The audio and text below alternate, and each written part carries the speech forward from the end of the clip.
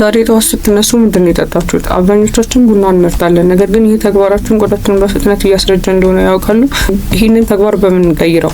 የሎሚ ውሃ በመጠጣት። ከዚህ በታች የሎሚ ውሃ መጠጣት የሚሰጡንን ዋና ዋና ጥቅሞች እንነጋገራለን።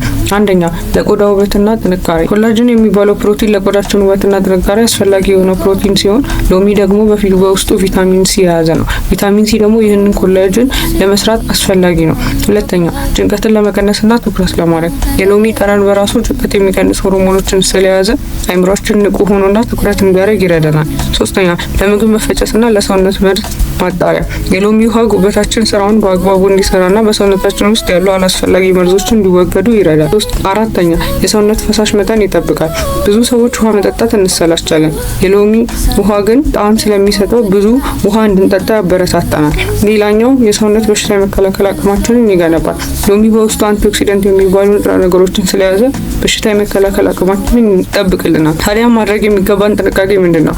ሎሚ በውስጡ ቪታሚን ሲ የያዘ ስለሆነ ጥርሳችንን ሊጎዳ ስለሚችል በተቻለ መጠን በስትሮ ብንጠጣው ይመከራል።